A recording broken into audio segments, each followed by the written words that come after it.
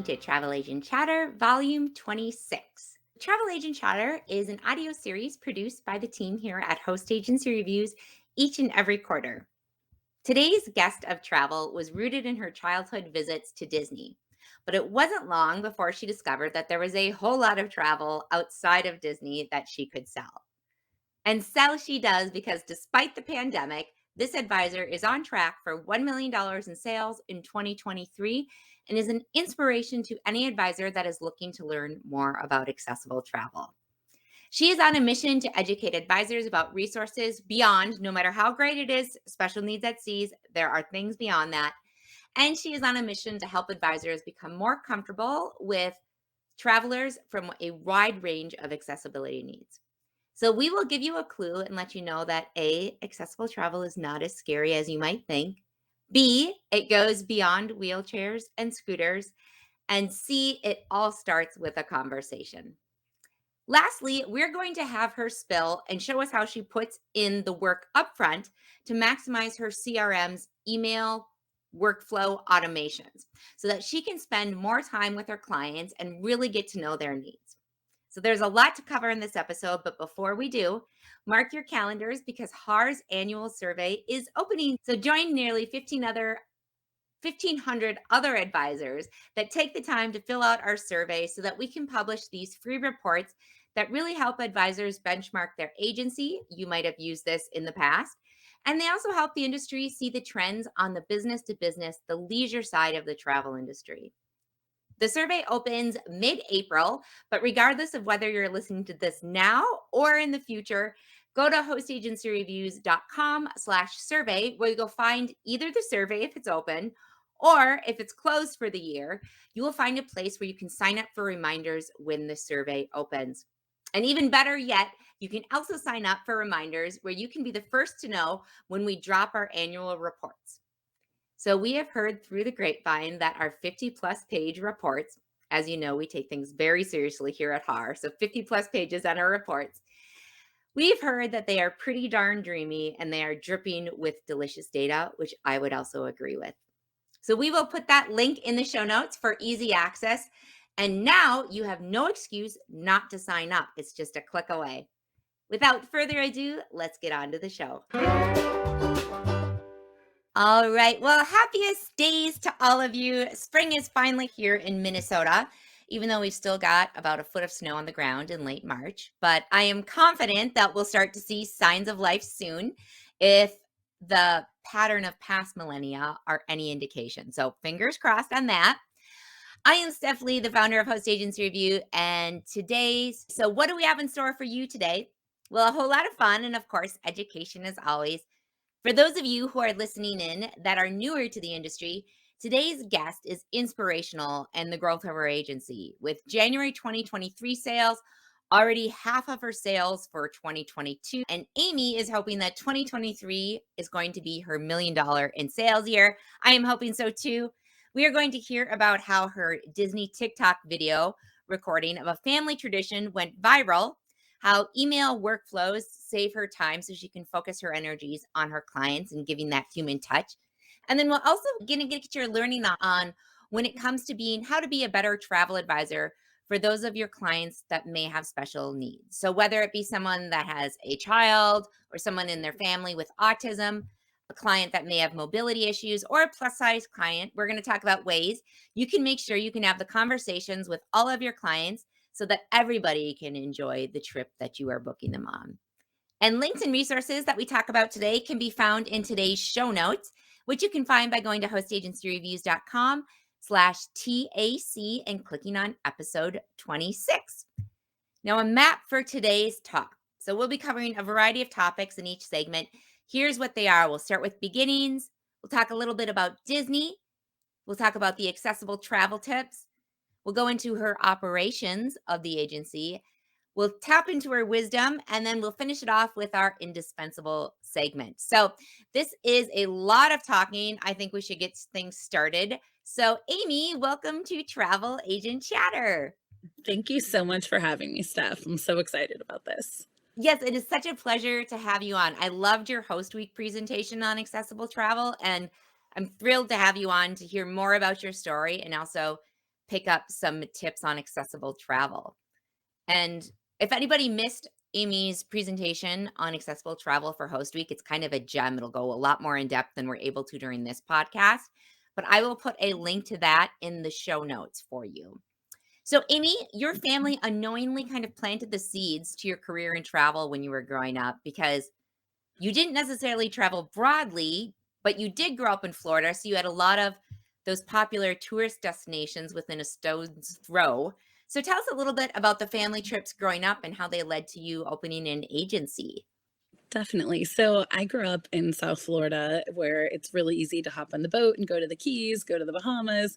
But the unique thing for me was that my parents got divorced when I was young, and my dad had no idea what to do with me. So we went to Disney every other weekend when he had his visitation, basically. It was almost every other weekend or the beach. We just would find somewhere to go. And it just instilled a lifelong love of Disney in me. I have so many fond memories spending time there with my dad and even with the rest of my family. And it's just a destination that we go back to over and over again. My cousins and extended family. It's just part of who we are now.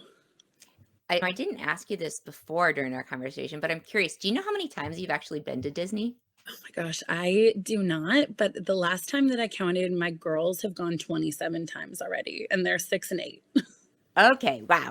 Wow. So you might even be on par for nearing 1,000 soon. It's entirely possible. Well, let's see. So then tell me how you ended up in travel. So you have this love of Disney that your family unknowingly, just trying to keep you busy, ended up helping you. So how did you end up in travel then?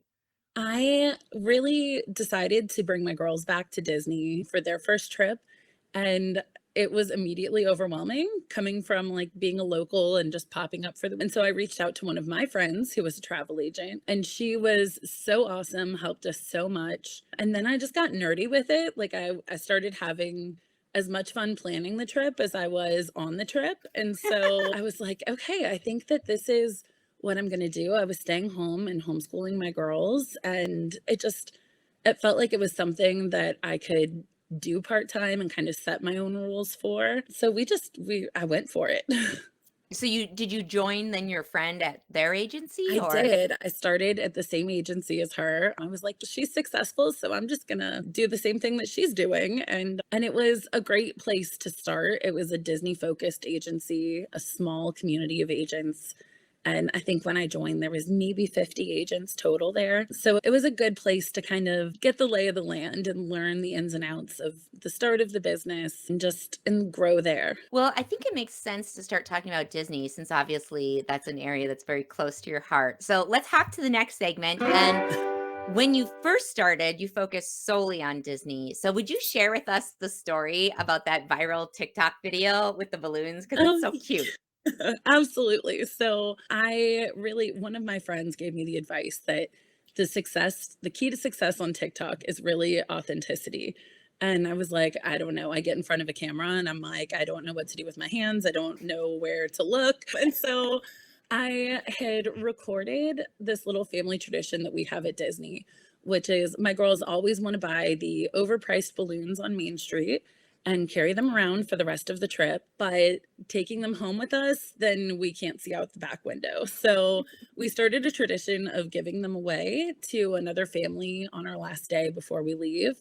And so I just recorded that process, and it happened to be really unique because we were staying at the cabins at Fort Wilderness, the campground at Walt Disney World Resort. So we were on our golf cart and driving around, looking for someone who was at their campsite that had kids outside. And there happened to be a family that was actively pitching their tent to start their trip, which like kudos to them for camping in Orlando, by the way. And so yeah, I told the story of how that's our tradition, and we drove around and it took off. It was wild. It was like an impulsive, I'm just going to put this on TikTok while we're driving home. And by the time we stopped at the first gas station, I was like, there's 5,000 people that have watched this video. Like I usually was like, woohoo, if I hit 100. And it's just grown and grown. And I think it's at 147,000 views at this point. Wow, that's amazing. We will put a link to it in the comments because it's super cute. Oh, But the one thing to note on that, was that a lead generator for you at all? it was. I booked a few trips. I don't find that TikTok is a huge lead generator for me, but it definitely got people talking. And even just people that were already clients who were following were then like, well, I want to rent a golf cart. What is this? So I would say that it helped expand the horizons of clients that I already had. Comparatively, 147,000 views. And I think that at that time I booked 2 new trips. I don't know if it was a major driver. Well, I think one of the things that Disney clients really seem to appreciate about working with you is your attention to detail on making Disney trips accessible for everyone, regardless of their age, abilities, size, etc. And you worked with a lot of autistic families in the beginning or families with autistic children. What sorts of tips and special planning did you give those families that other advisors could also try doing? Yeah, definitely. So I think we all kind of know about the accessibility services that are available in the park, and you can go to Disney's page or Universal's and get that information.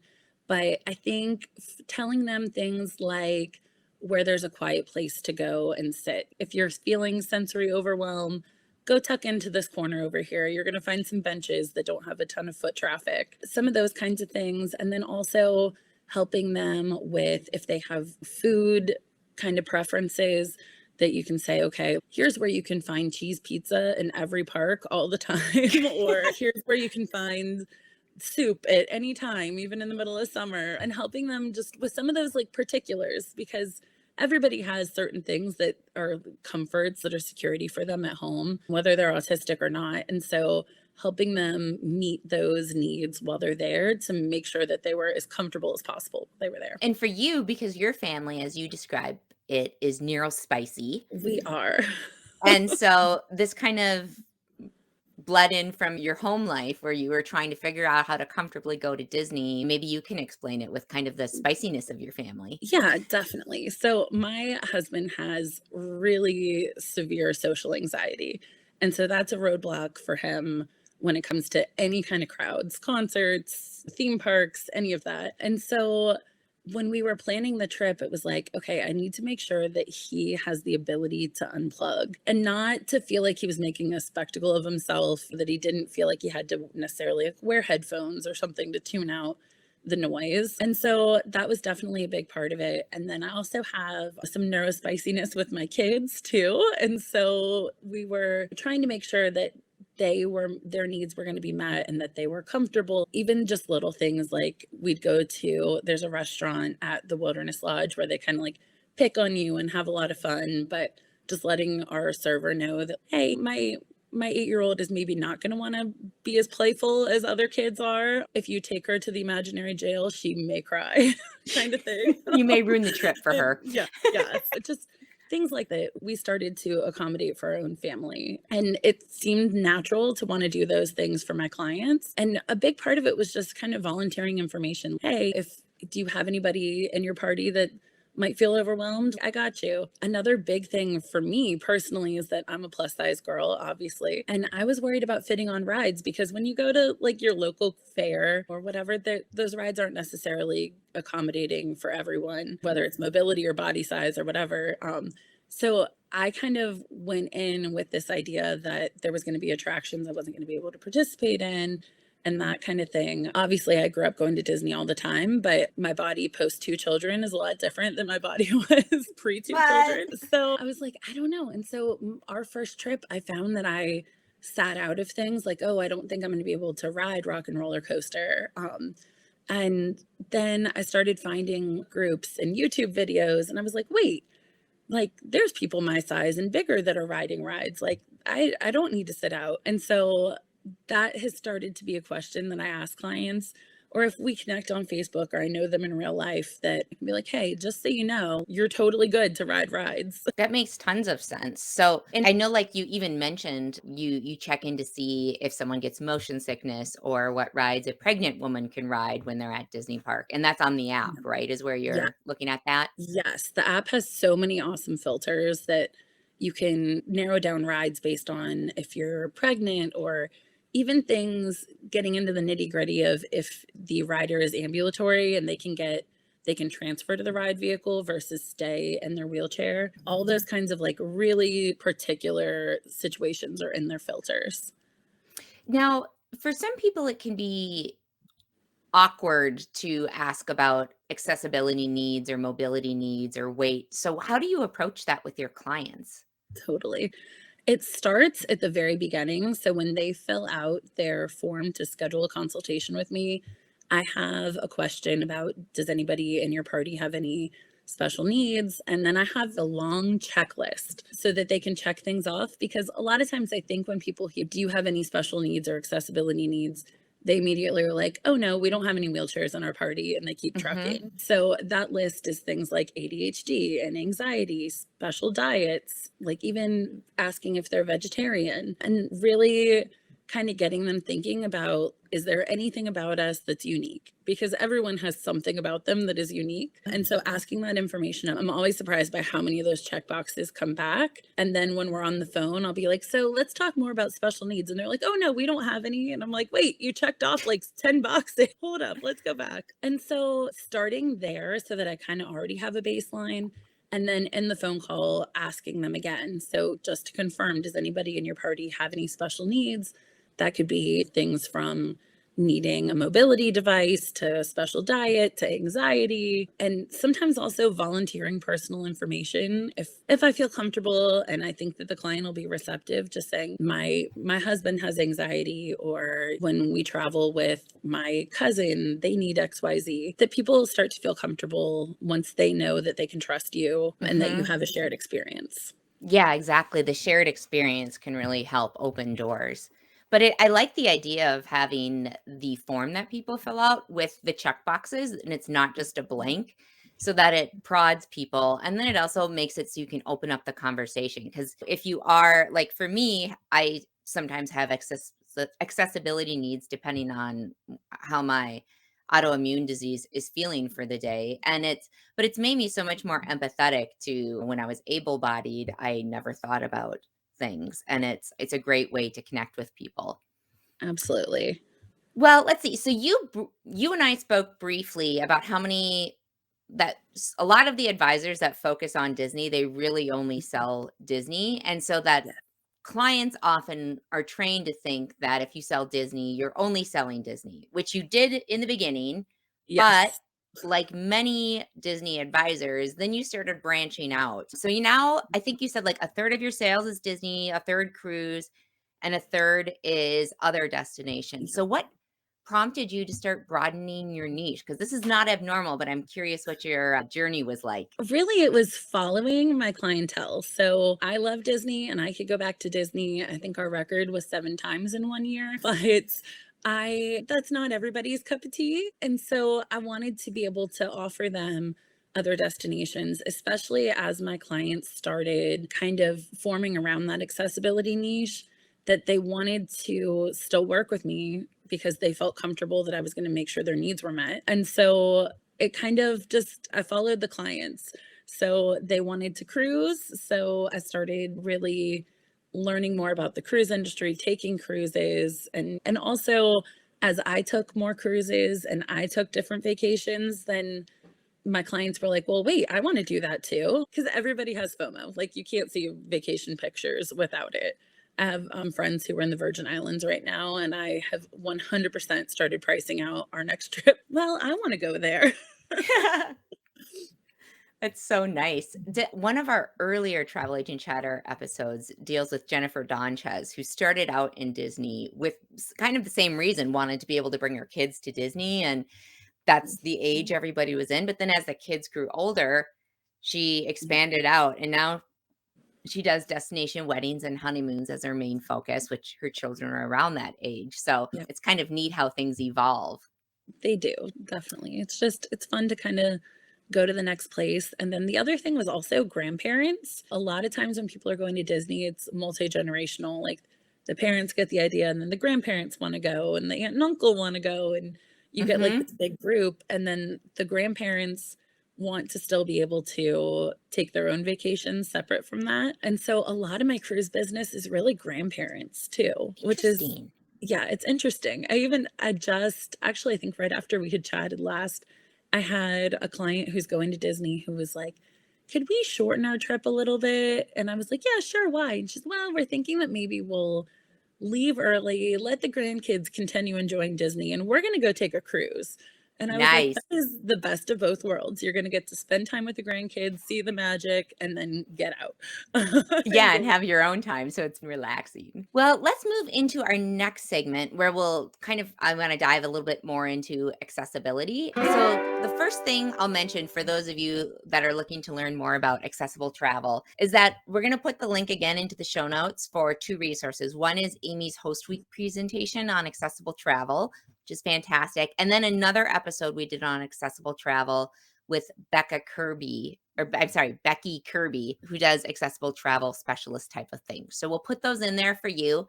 And then I think first thing is let's define accessible travel because there tends to be this focus on physical limitations, but accessible travel goes so far beyond that. So what are some groups that people may not think of right away when they think of accessible travel, Amy?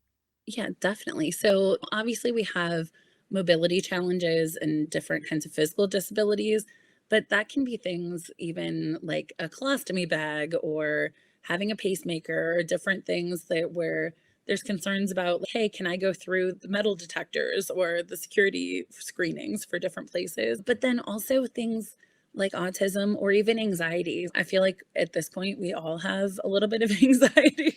Why? But World's it's just great. a part of life now, but especially those kinds of things where maybe people just need a little bit of a walkthrough of what they're gonna experience if it's their first time flying and they have anxiety. So it can be things like that. It can also be special diets.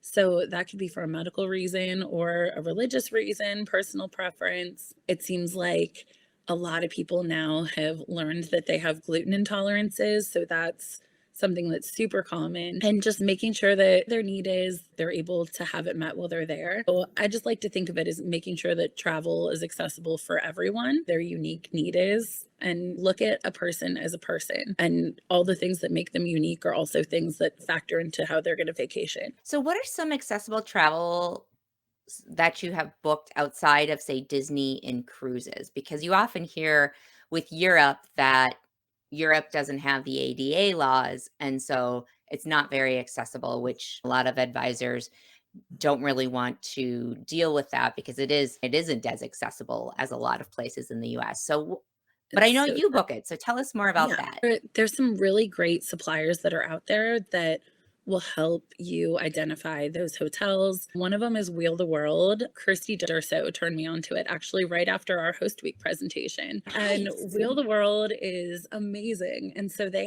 you can look at hotel accessibility, but also excursions and tours that are fully accessible. And so using resources like that and also Christie's Accessible Travel Network resource on Facebook to just figure out where those places are because it's true.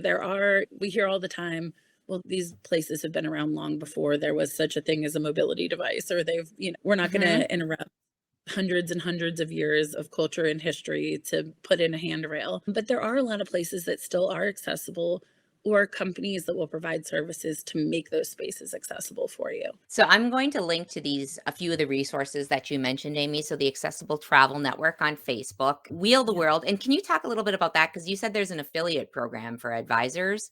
Yes. So they have an affiliate program. You can register with them and you can be paid commission on the excursions and activities and all the things that you book. Similar to like with special needs group or special needs at sea, where you would earn commission on their wheelchairs and different medical equipment that they provide, oxygen, all kinds of things like that. It's the same situation. And Christy Durso, you mentioned. Can you explain who she is for those that don't know? She is Miss Wheelchair Texas. She's also a travel agent and she is a phenomenal accessible travel advocate. I have learned so much from her just in the little while since we've connected. And she really is out there in the world making sure that the places and the companies that we're all recommending are actually truly accessible and as wonderful as we now know that they are because of her.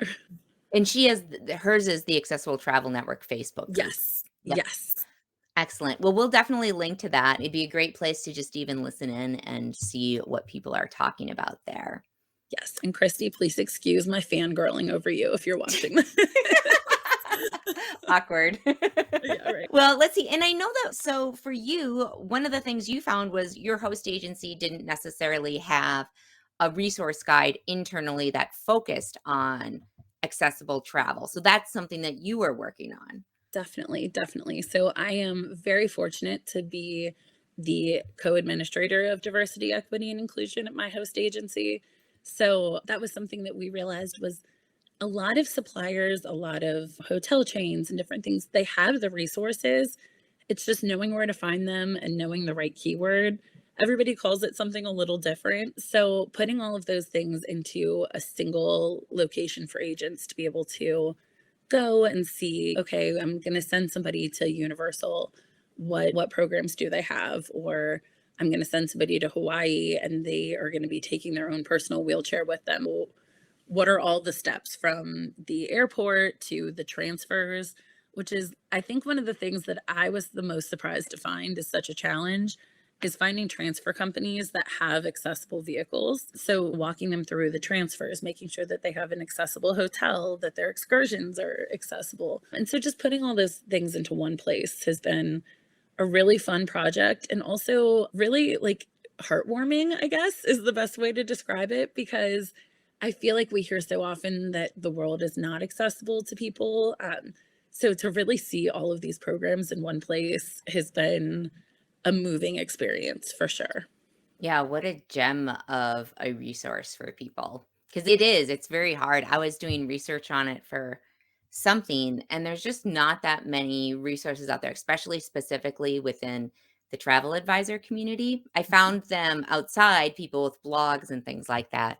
But within the Right. travel advisor community on the like the B2B leisure side, there it's hard to find information. So It is. And I think sometimes agents might be like, oh, this isn't my space. I don't have accessibility needs, so I'll leave that to someone else. But the chances are with the amount, I think it's no, 1 in 4, yeah, Americans have some kind of disability.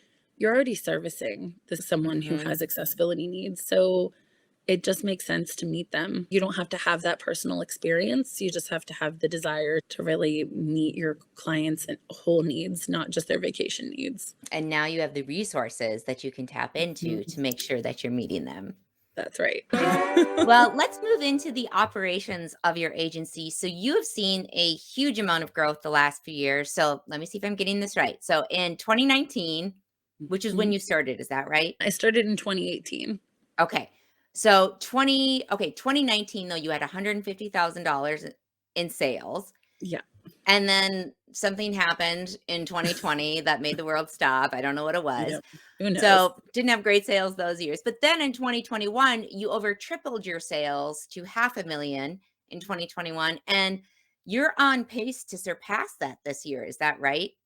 Yes. I'm super excited. It's funny. I was kind of having a slow month last month, and I talked to at my host agency, and they pulled up my numbers and they were like, "Why are you complaining? You already have booked everything that you booked last year.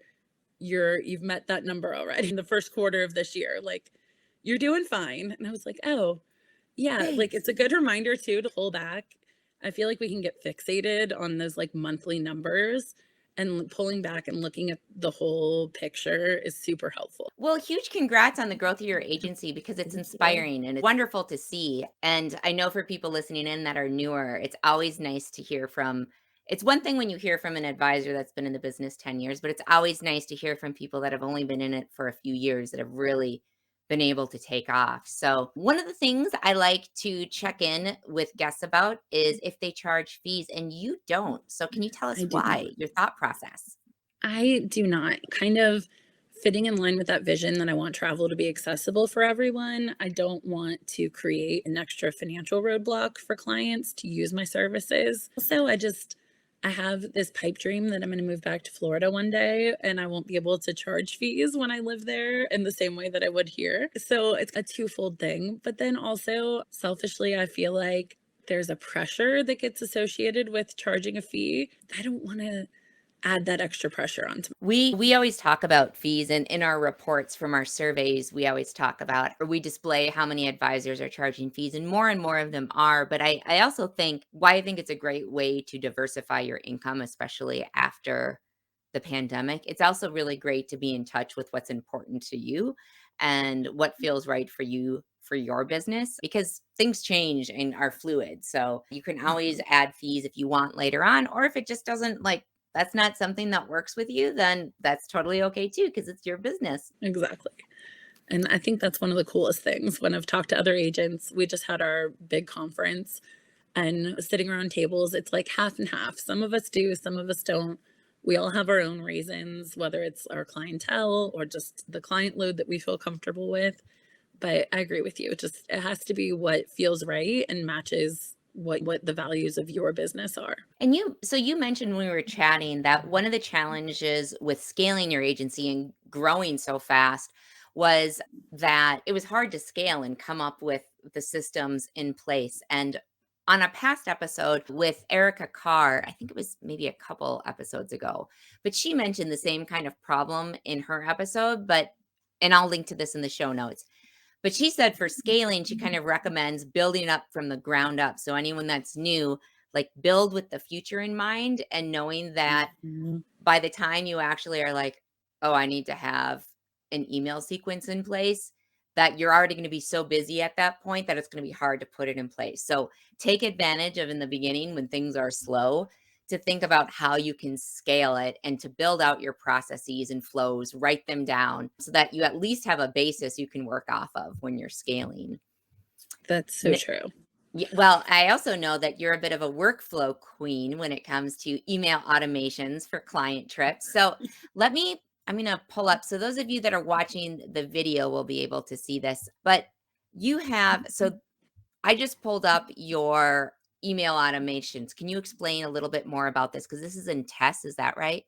Yes. So we use the test CRM system, and there's a whole automation section where you can just kind of add these workspace extensions to your clients' trips.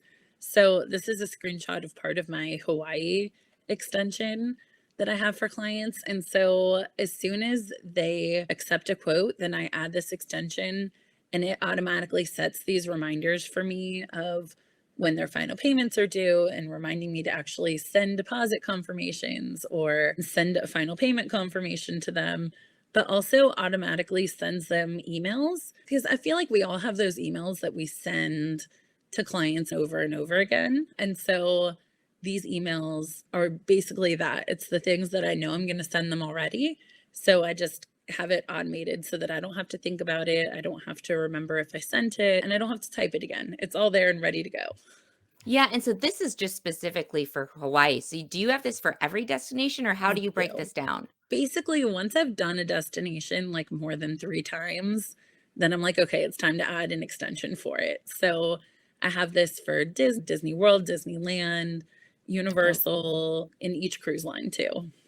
okay, hold on. I'm gonna pull up because you sent me over some examples. So let's take a look at your Disney one, and then I'm gonna scroll through it. If you want to chat a little bit about kind of what Yeah, you like to put in for each email sequence. totally. So, this is just an example of one of them that's like a reminder about how they're gonna be getting to Walt Disney World Resort.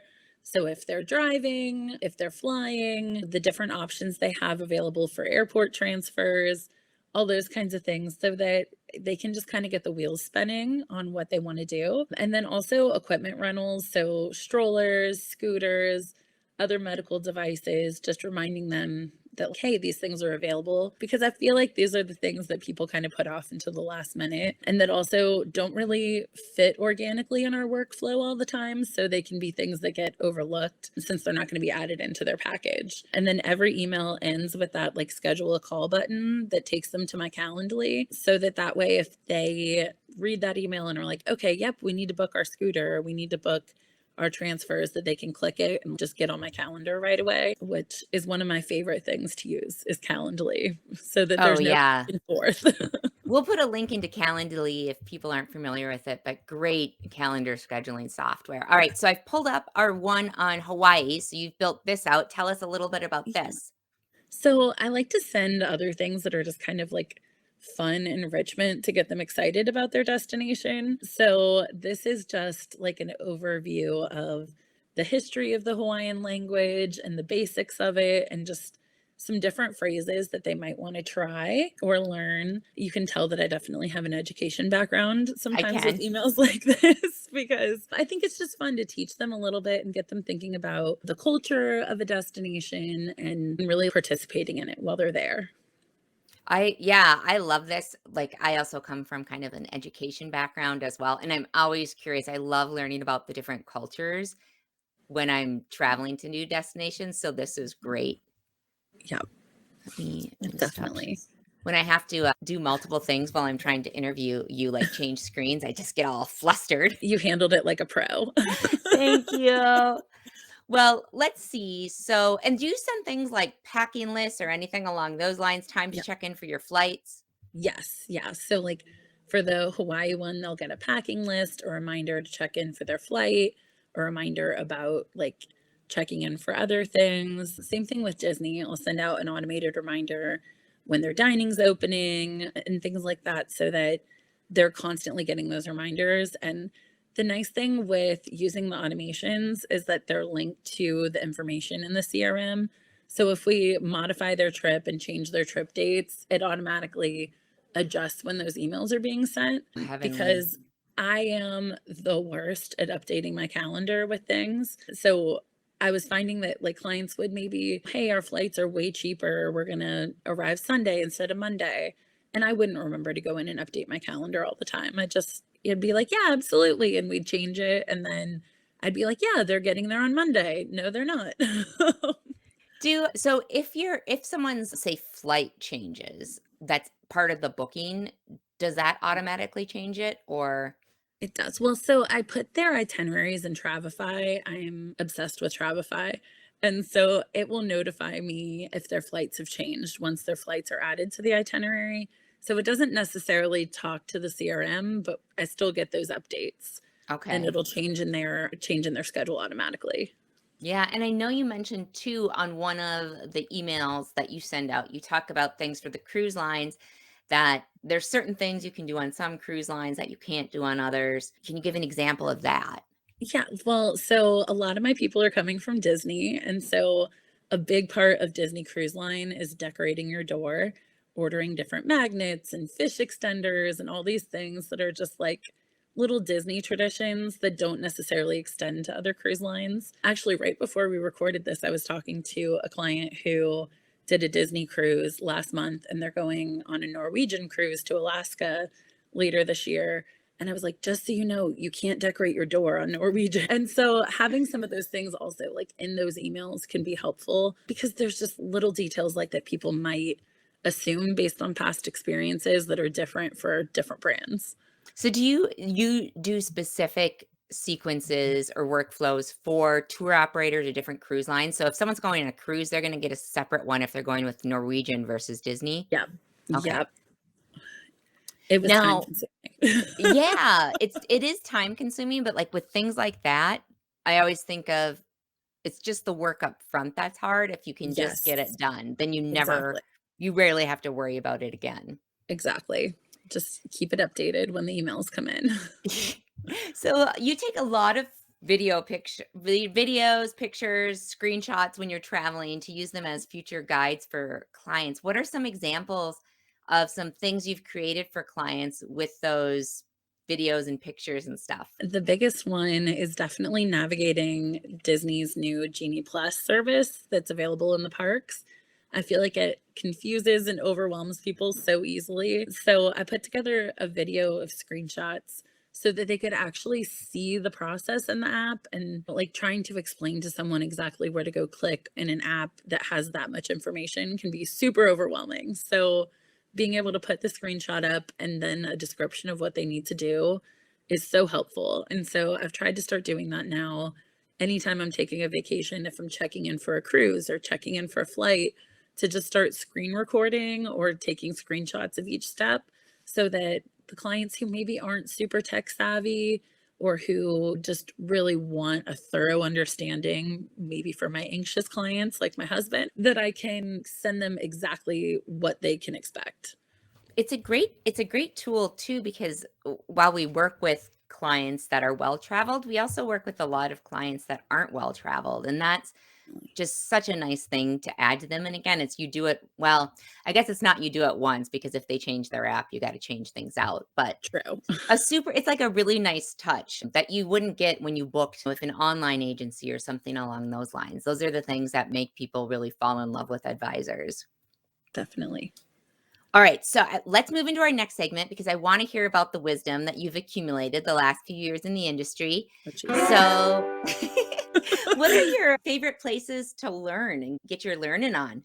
Oh, good question. I just love going in person. So we just came off of our big conference for the year, and I love just really it's the meeting after the meeting for me. I find that it's great to get the information like from a supplier or from a direct source like a tourism board, but talking to other advisors and hanging out and like grabbing a drink or grabbing lunch, I find that is where I get the wealth of my information because we are all technically in competition with each other, but we're also a giant community and there really is enough business to go around for everyone. So finding those people who want to share information and just passing that around, the agent to agent information, I find is the most priceless thing that you can really learn in our industry. I'm 100% on board with that. Sometimes people will ask me questions about bookings and that's not what I do in the day to day. And so that's why we don't have any courses on, or we don't really talk about sales. Or if we do for travel agent chatter or something like this, we're asking the advisors because that's where the knowledge is. So is there something from one of your last meetings that sticks out? That's something that you learned from another advisor where you're like, oh, brilliant. Yeah. So I was actually chatting with someone and he had said that he has clients who want to be luxury clients, but maybe their budget doesn't support it yet. And so it's the idea of putting someone, instead of putting them in the nicest room at the cheaper hotel, put them in the cheapest room at the nicer hotel so that they still have those luxury amenities. They have all of the kind of the taste of that luxury hotel. And instead of having them like kind of at the top, like in real estate, they always say you don't want to own the nicest house on your block. So that idea of moving them up a resort level, even if that means that you might downgrade the room type that they have. And I was like, that is so smart. Like it's simple, but yeah, instead of giving them the biggest and best at one hotel, give them the opportunity to see what else is out there, try a different brand. That is a great no, it's little nuggets like that I love when I'm at a meeting and hear someone say, or when I'm interviewing Mhm. people, I'm like, "I love that." Yeah, like, oh, that's a lot of times too, it's, oh, that was so obvious. Like, why didn't I think of it like that? But oh, Or like, yeah, why have I never explained it like that? Because that is so much better than yes, the way I've been yes. explaining it. There's there's so many smart people in our industry. It's amazing to me. It's true, lots of savvy business owners. I'm gonna pull up really quickly our site because I wanna show people if you're not familiar with our events calendar, this is a great place to go for in-person events and seeing what's out there. I don't know of any other industry calendar that's as in-depth and has it from so many different areas within the industry. But we just added a whole bunch of ship inspections in there and a bunch of fam trips. So there's fam trips, ship inspections, there's trade shows, conferences, lots of good stuff in there. We'll link to it as well in the show notes for easy access. But it's a great resource if you're not aware of it yet for finding in-person events to go to get your learning on. Amy, well, what do you wish you would have known when you started? Because we have a lot of newer advisors that tune in. Geez, I think that the thing that I wish that I had started with was boundaries. Feel like when you're first starting, you just want to make that first sale or reach that first sales goal. And so you'll kind of, at least for me, I was like, I'll do anything to get that. If you want to call me at 11:30 at night to talk about your dining that doesn't open for another 3 months, yeah, absolutely. I'm getting out of bed. Let's talk. But I found that as my business picked up, the thing is that if you set that expectation with your first client and then they refer their friend, their friend's going to expect the same thing. They're going to expect you to get out of bed at 11:30 at night. And so I found that I really wish that I would have had those boundaries in place just to be able to keep my time that I do spend with my family as kind of sacred time for us. And it's much harder to set the boundary later and not make your client feel uncomfortable or like they've crossed a boundary. So I find like now I'm very clear about my boundaries. Like one of the very first emails that I send out explains what my office hours are and how to contact me so that, because also when somebody texts me at 11 o'clock at night, I might read it and forget about it entirely at that point. Or if it pops up while I'm at my daughter's cheerleading competition on the weekend, my brain is going in a million different directions at that point. And it's kind of like putting my preferences and how I work up front has been super helpful. That is a fantastic way to end things because setting the boundaries is so important, and also like setting up expectations so that they're not dissatisfied or feel like you never told me that. Yep, definitely. Well, let's head into our final segment for today, and that is the Indispensable segment. And this is the segment where we ask travel advisors what technology, book, or person has been indispensable to the growth of your agency, and then tell us why. So, Amy, what's your indispensable item? Oh my gosh. It's so hard to choose between one of the technologies that I use and a person. Okay, So, you know what? I'll give you two. You can do a oh my gosh. technology and a person. I've never Okay. done this before, Amy. This is only for you. I'm so thank you. I was literally like in existential crisis over here. How do I choose between Bill Coyle and Travify? That's so funny. Great quote. So Travify has been, I think it's the thing that's the hardest to commit to because the price is high, but it really has made my proposals and my itineraries so much more professional and sharp and saves me so much time because of the library feature and being able to drag and drop. Kind of the same thing as the automations. Like I've only had to set them up once and now we're good to go. And so I don't think that I could live without Travify, but I also couldn't live without Bill Coyle, who's the VP of engagement at my host agency. He is everybody's biggest cheerleader. He's one of those people who also will just drop that wisdom on you where you walk away and you're like, oh, that's super obvious. I should have already been doing that. But he radiates joy all the time. And he is the best at giving you a pep talk when, thing earlier where I was feeling kind of down about my sales. And then he's like, you've already done last year. You're good. Keep going, but you're good. And I feel like everybody needs that in their life, is just that person who is always cheering for them and always has a solution when they have a problem. I will say I know Bill, and the first time I met him, just this huge smile on his face, and I was like, "I love this man." And he is not disappointed in me. He is so friendly. I told Amy, I was like, "He reminds me of Ned Flanders." He's just, "Heidi ho, neighbor." So friendly, so nice, so giving. Yeah, so that's really fun that you mentioned it was Bill. It's true. It's like you see him on a live or on a video and you're like, no one can be that upbeat all the time. And it's nope, he really is all the time. I know he is definitely a ray of sunshine. So, Amy, it has been a blast. I'm so appreciative of you taking the time to share your expertise and experiences with us. And a big thank you to all of you who took the time out of the busy schedules that I know you have to pick up some tips that can help you grow your agency. I just want to give a quick reminder about our annual survey, which helps us publish the in-depth data free to the industry. It is going to open mid-April, and we'd love, love, love your help to make it our biggest turnout ever for our survey. Mary gets very competitive about these things. So you can head over to hostagencyreviews.com/survey to either take the survey, or if it's not open yet, or if it's closed and you're listening to this later, you can sign up to get emails for when it opens again or when we send out the reports. So that's right. If you sign up for the reminders, you will get emailed and be the first person to know about the industry trends that are just coming out. And that is a wrap for us again. Thank you again for joining us. Amy, thank you again for joining us. Thank you. And we will see you all soon. You can read a transcript, view the show notes, and watch a video of today's episode all in one place. Head on over to hostagencyreviews.com/TAC and click on episode 26. So if you are hanging on this long, thanks for listening for so long, all the way through. And I think that puts you in the class of a super fan. Or you could be someone that's driving who is being really safe on the road and keeping their eyes on the road and hoping that the podcast outro isn't too long before it rolls into the next item on your playlist. Or I suppose you could also be someone that's cleaning, or you could be out chasing your child and you're just not close enough to your phone to press stop. But either way, good for you for being so productive today, driving, chasing children, cleaning, whatever you're doing.